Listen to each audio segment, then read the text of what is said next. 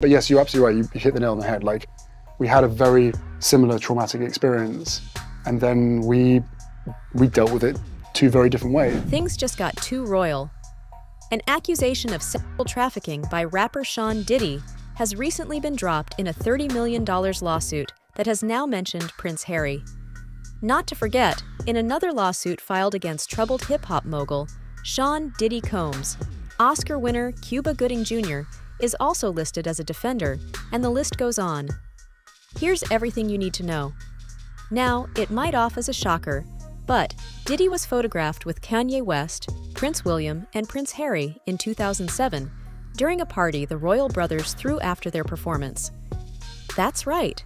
And now, the court records connected to the well-publicized $30 million lawsuit against Sean Diddy Combs include Prince Harry's name at the very top. According to reports, Rodney Lil Rod Jones filed a complaint accusing the coming-home artist of grooming, sex trafficking, and sexual misconduct. Lil Rod claims in court filings that Diddy gained legitimacy by using his affiliation with celebrities, such as Prince Harry. Combs even tried to pass off Lil Rod Jones to Gooding, presenting him to the Oscar-winning actor and leaving the two of them alone in a studio on Combs' yacht, according to the lawsuit. Cuba Gooding Jr. began touching, groping, and fondling Mr. Jones's legs, his upper inner thighs near his groin, the small of his back near his buttocks and his shoulders, according to the lawsuit. As of right now, none of the accused have revealed their side of the story. So, for now, let's have a peek at some industry insiders' perspectives on the matter. Remember the recent FBI raid at Diddy's estate? According to sources, 50 Cent has revealed the startling truth about law enforcement activity at Diddy's mansion. It is claimed that this activity is related to an ongoing investigation into sex trafficking. Diddy, of course, has an entirely different version. Nah, I was coming off of being in Miami a night of partying. I don't really remember what I was saying. You know what I'm saying? Would you like a reminder? Yeah, sure. Play some. Hey, yo, listen, yo, I love it all. I love it all, man. I like when you like this, Daddy. Yeah, where you put my bag? Daddy, I like when you scrambling and scraping. No. That was you. Scrambling. What? You said, I like when you do it like that, Daddy. When you scrambling and scraping for shit. Hey, man. Like, I don't know what I was talking about. Hey. Nah. I mean, I was You don't go back and look at that stuff and laugh? I mean, it could be funny. I don't really be on it like that. Yeah, you know what I'm saying? Like. I'm sure we can put Charlamagne's compilation against Diddy's compilation. We have a bunch. We put. Yeah. I mean, I also don't do it because I know I'm bad at the game. I know I say like reckless stuff out my mouth that's just not maybe adding up to with somebody who's homophobic, but I'm not homophobic and I really don't care. You know what I'm saying? But I'm bad at the game, and it's probably hilarious. I would love to see it. I would love to see the video compilation. It's hilarious. 50 came up here and he was giving you flack for the asking Fab to party. So he'll ask you to play the clip, man. Yeah, play the clip. Go ahead. I want you to party with me for your birthday, man. We partied for my birthday before. You came to my party. No, but me and you ain't never really party. You know what I'm saying? I asked 50 about that, and he said you did the same thing to him. You asked him to take him shopping. Yeah, I thought he needed some clothes. What? I'm a nice guy. Yo, why are you and 50? Hey, yo. Why y'all not? Hey, yo, I don't have no beef with I don't know why. With Fifth. He loves me. He loves me. But what about other witnesses? Have you heard about Jaguar Wright's most recent interview? With her shocking revelation of Diddy's years-long abuse of his girlfriends and young musicians, the internet is ablaze with anticipation. See, Jaguar did not hold back this time, as she usually does, especially when it came to disclosing the darkest, most innermost side of Sean Diddy Combs. There's gotta be some dark Like, people are not understanding that girl quit $250K. 4 million every quarter. Well, I'm sorry, $1 million every quarter.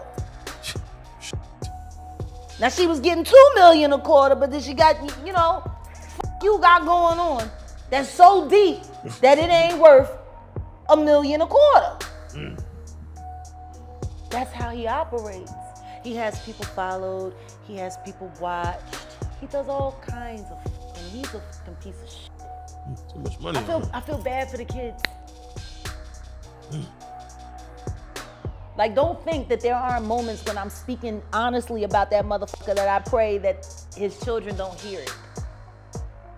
Because that's still their dad. I know what it's like to have a baby with a fucked up ass motherfucker. As much as I can't stand my ex-husband, I would never want my son to feel bad about either one of us being his parent. You know what I mean? Like, exactly. I would never want that. Exactly. But their father is the fucking devil. He the fucking devil. Many fans claim that Jaguar has been warning us about this for a while, particularly in regard to Sean Diddy Combs' attempts to entice young girls to perform oral acts for celebrities in Hollywood. Life without Bad Boy Records. But people don't know the reality of Total. And the reality of Total is that Kima Dyson started that group. Puffy got into the mix later. But her mom was like their manager. Her sister Vita survived. Her sister Vita was with Irv Gotti before Ashanti got there. Like, these were girls who were making their bones in the game. They were making deals. They were getting deals. Like, and they did this before Puffy came. Their name was breaking before Puffy got involved. Then Puffy got involved, and then the next thing you know, Missy gets involved. And when Missy got involved, everything changed. But what I hated more than anything was how Kima Dyson kind of got ostracized from the entity that she was damn near responsible for creating because she wasn't gay. Because she was straight. Because she had a husband, because she had children, because they had a family, because they had a business. So she couldn't be the she wasn't nobody plaything. Yeah. And then the next thing you know, here come Puffy, Diddy, Dirty Money. Yeah. Yeah, real fast. They did nothing either. I mean, Danny King, nothing. Like, his groups do nothing. Like, they start off good, but I believe it's him. He's the #1 denominator. You know what I mean? Hey, Clive Davis's artists kind of experience the same things as Angie Stone. Not to mention, Cassie Ventura's lawsuit against Diddy. It seems like Jaguar's comments are starting to make more sense than not. About him making her search for prostitutes who were dark-skinned with big black penises. That's literally what he made her search for. I mean, that's what he into. He into BBC. It's worth Bentley's real relationship was. Concubine. Master. You know, throughout the discussion, she leveled some very serious accusations, one of which being that Diddy is engaged in open sex trafficking and is essentially a puppet of the Hollywood elite, and that until now, law enforcement has ignored it all. She also brought up how Diddy utilizes his fame and money to intimidate and assault young artists, even naming a few of his victims. He uses his power in Hollywood to take advantage of and exploit these artists. When I started addressing my issues about what happened to Malik B and what happened to Flo Brown, I just started looking, as I've gotten older, like, I dissect life a little differently now. I'm always looking for the origin of a problem. I'm not looking to deal with the fallout that is presently here now. If I want to get rid of it, I got to go to the origin. I got to figure out where it comes from, and I got to dig those roots up, and I got to make sure it can't continue to grow. What made you tell about P. Diddy and Christopher Williams? Because they had it coming. They had it coming. I had no intention of ever telling that story.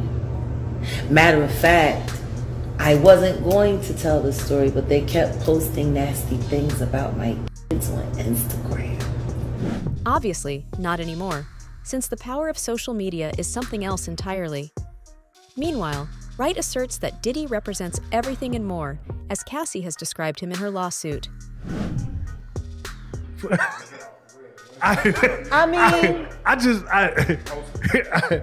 You know, Do you remember when Bernie Mac played the minister in Friday? Yes.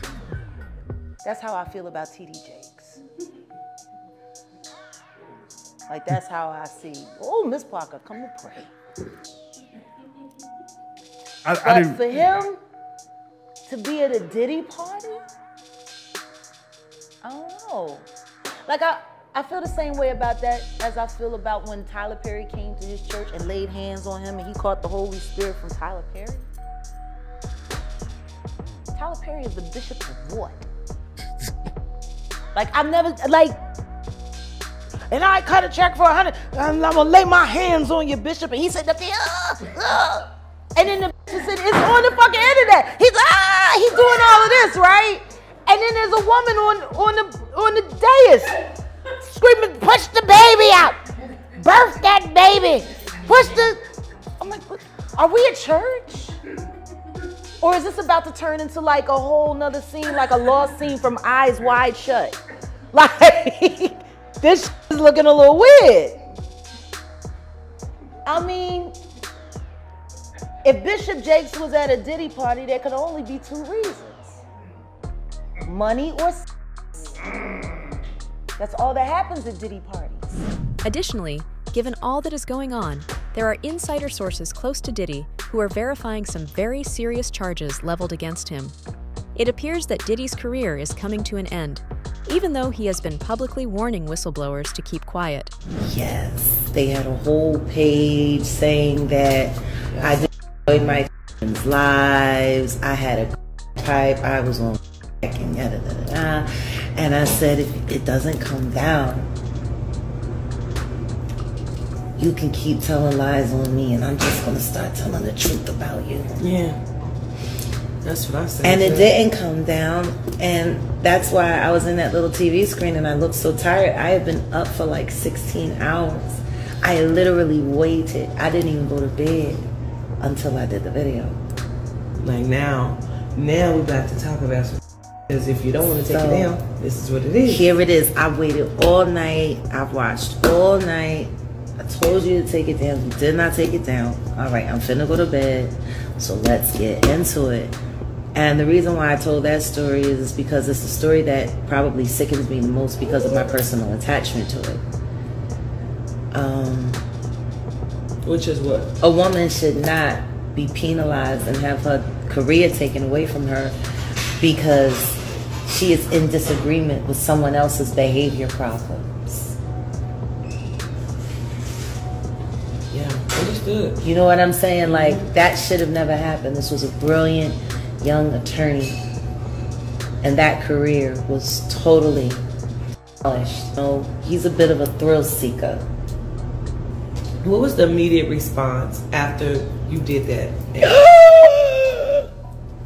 Even Christopher Williams was running around calling mutual friends that we had, man, you ain't never seen me do no stuff like that. And even that mutual friend was like, well, bro, there was that one time, and look, it ain't none of my business. So, you know, everybody knows that these things aren't secrets. These were all common facts, which is why Biggie's old bodyguard, Gene Deal, confirmed it. It's not like I'm saying things that people don't know. Okay. But what's worse is the simple fact that this man feels as though he gets to lives with impunity and has made hundreds of millions of dollars on other people's pain and on other people's talent and on other people's sacrifice. What he did to I'll Be Sure was disgusting. It's beyond disgusting. And Kim Porter is unspeakable. Back then, those stories were fresh. The publicist came through, cleaned it up, swept it up. Another, you know, #1 record, great video, appearance at Fashion Week with the right actress. You know what I'm saying? And people start to look away from these things. Wholesome, in public, devil behind the doors. You know what I mean? So now here you go, and you fast forward all these years, And you look at all of that he created, and no one is okay except for him. Yeah. No one. Yeah. No one is okay. And the ones that are okay escaped before it ate their up, like my girlfriend Kima Dyson from Total.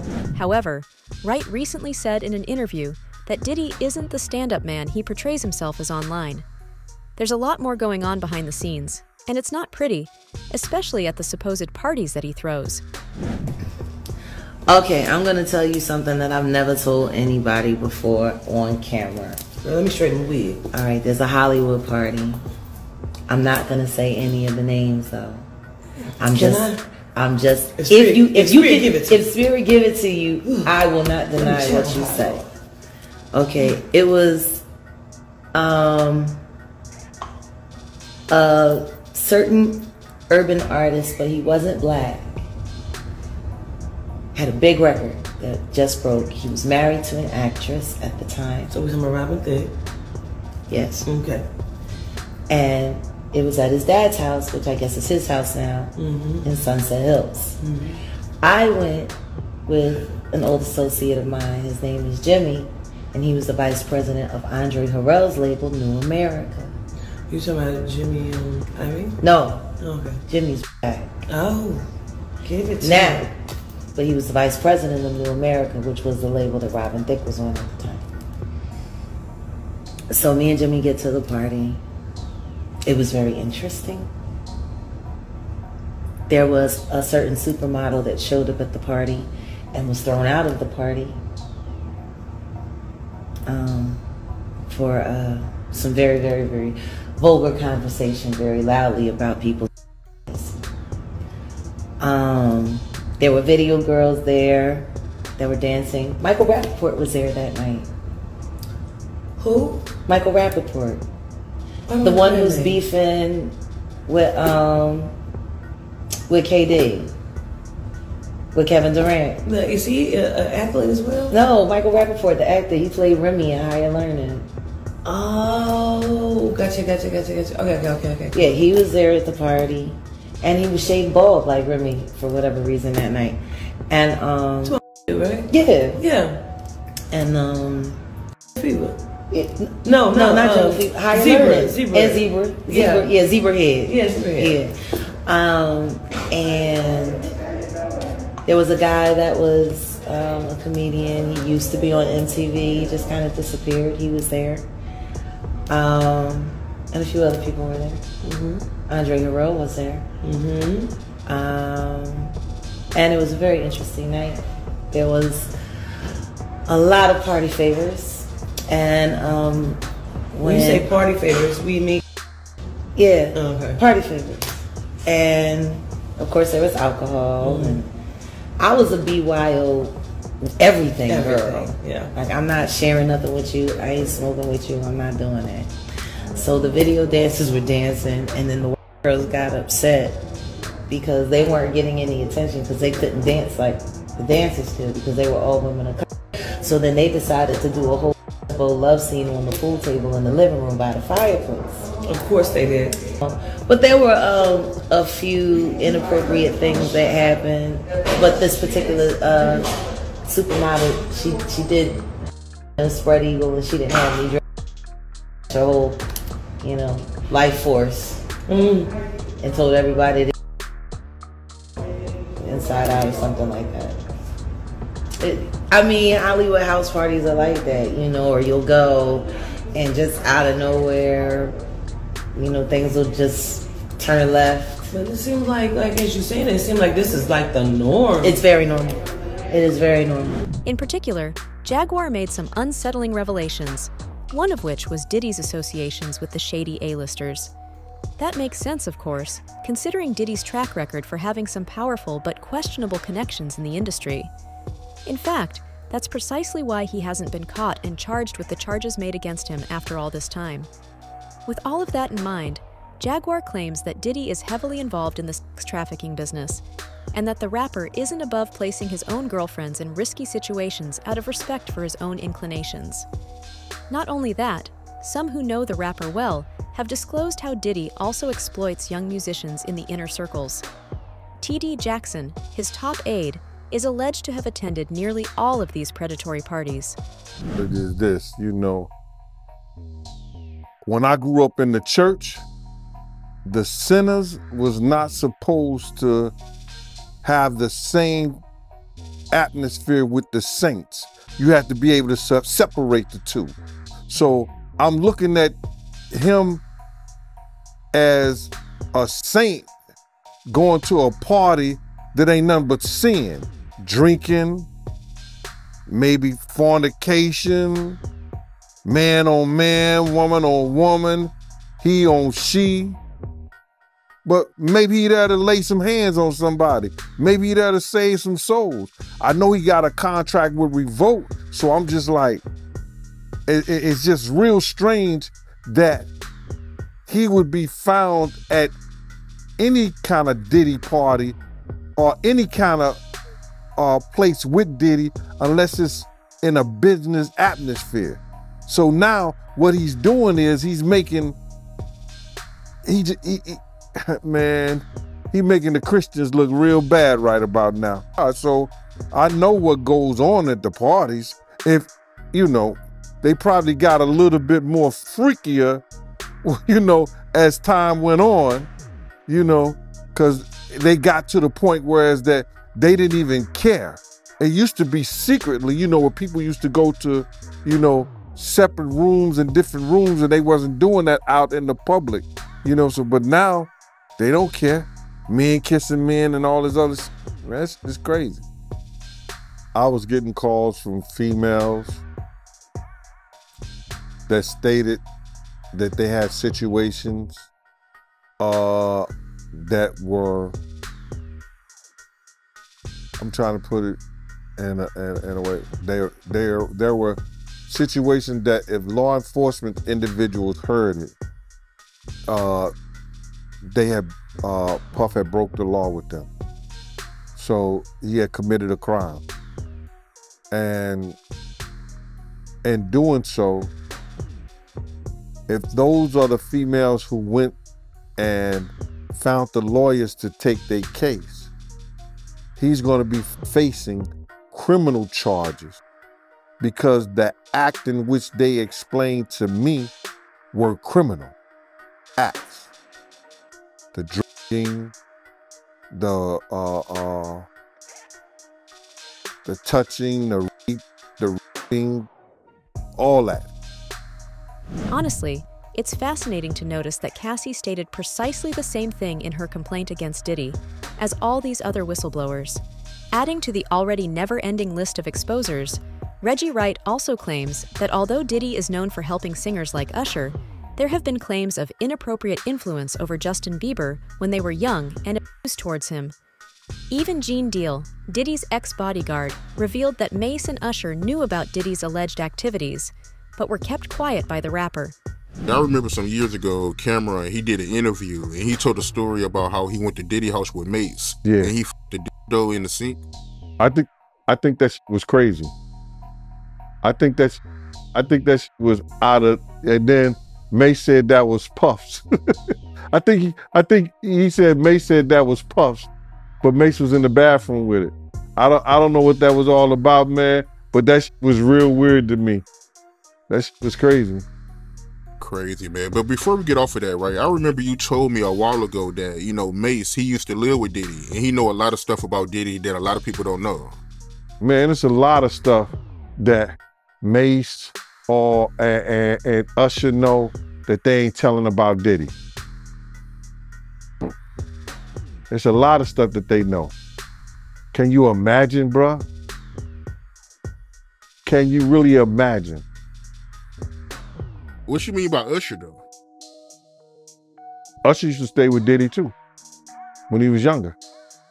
But here's what we'd like to ask you. Is it finally ending for Diddy?